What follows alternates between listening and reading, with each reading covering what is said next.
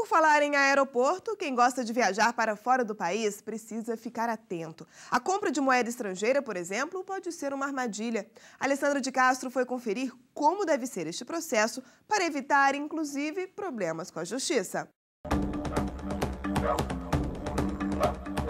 Não é difícil perceber que a dona dessas fotos adora viajar.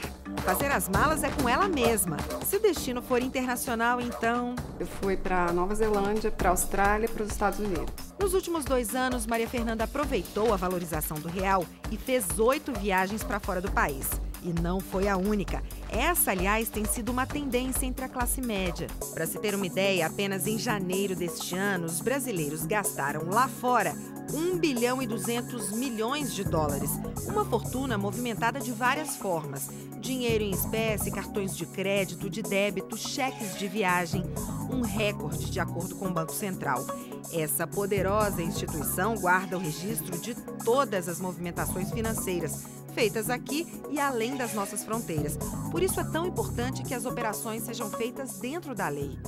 A partir de 2005, o Conselho Monetário Nacional aprovou uma resolução dizendo que toda compra de moeda estrangeira ou venda de moeda estrangeira pode ser feita no mercado de câmbio brasileiro, desde que respeitado o princípio da legalidade, da fundamentação econômica e do respaldo em documentos. Mas muita gente desconhece as regras ou não sabe que descumpri-las pode causar problemas com a polícia e até com a justiça.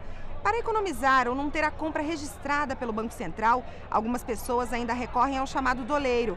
Este profissional atua no mercado paralelo à margem da lei e não oferece nenhuma garantia de procedência do dinheiro.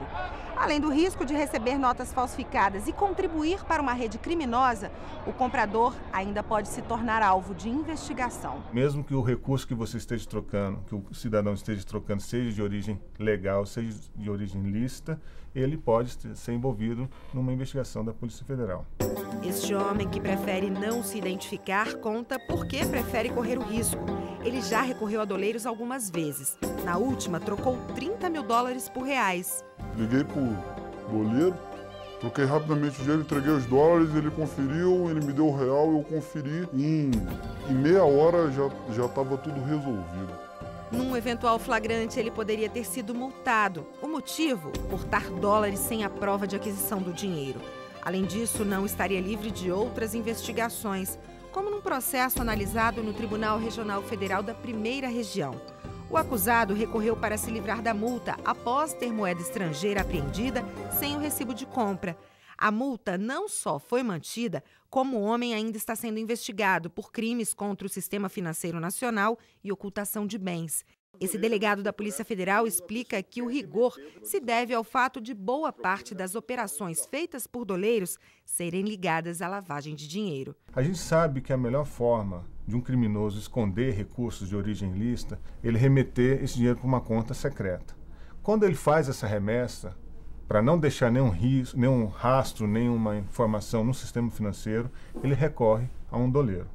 Então, o doleiro é um dos focos principais de atuação da Polícia Federal. Apesar dos riscos, a procura por doleiros é grande, inclusive por quem compra moeda estrangeira como investimento. Um problema em dobro, na opinião deste economista. Segundo ele, faz um bom tempo que este deixou de ser um bom negócio.